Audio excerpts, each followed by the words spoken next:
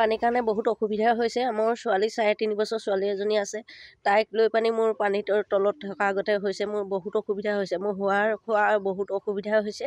মই থাকিব পৰা নাই। এইটোৱে অনুৰোধ জনাইছোঁ যে আমাক ড্ৰেইনটো দিয়াৰ ব্যৱস্থাটো কৰি দিব লাগে আৰু অতি পলমে মানে পানীখিনি যোৱা ব্যৱস্থাটো কৰিব লাগে। মোৰ ছোৱালীজনী যোৱা বছৰ মানে এনেকুৱাই হৈছে, যোৱা বছৰ সাপেও কামুৰিছে মানে।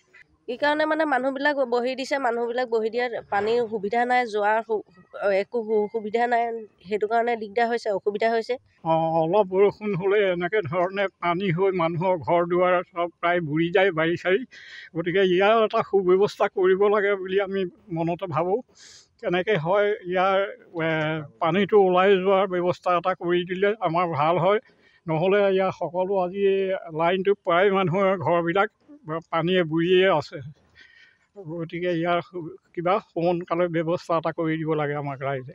আমাৰ ইয়াত মানে বাৰিষা হোৱাৰ লগে লগে ধৰক অলপ বৰষুণ হ'লে আমাৰ মানে গোটেই ঘৰ দুৱাৰ চব মানে বানপানীয়ে ভৰি পৰে। আৰু ইয়াত আমাৰ যিটো ৰাস্তা আছে মানে এই ৰাস্তাটোৰ কাষত কোনো মানে আমাৰ নলা নাই পানীটো ওলাই যাবৰ কাৰণে। গতিকে আমি বহুত সমস্যাত পৰি আছোঁ। প্ৰায় 30 এপ্ৰিলৰ পৰা আমাৰ ইয়াত মানে পানী হৈয়ে আছে। আৰু যোৱা যিটো বৰষুণ দিলে যোৱা ৰাতি, সেইটোততো এতিয়া ভয়ংকৰ মানে আমাৰ গোটেই ভিতৰত পানী আৰু মানে বহুত মানে আমাৰ অৱস্থা বহুত বেয়া হৈ গৈছে।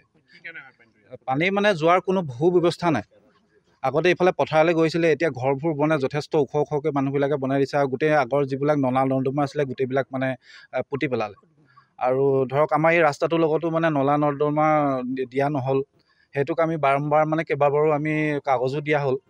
তথাপিও এতিয়া সেইটো দিয়াৰ কাৰণে আমি মানে আমাৰ ৰাইজে ঐশ্বত মাৰ্গৰ ৰাইজে বহুত শাস্তি খাইছোঁ আমি। গতিকে মিউনিচিপালিটি আহিছে কেইবাবাৰো, কিন্তু মানে তেখেতসকলে এতিয়ালৈকে ব্যৱস্থা লোৱা নাই আৰু ল'ম বুলি কৈছে বাৰু। কিন্তু এতিয়ালৈকে যথেষ্ট দেৰিও হৈ গৈছে, আমি যথেষ্ট জীয়াতু ভুগিছোঁ।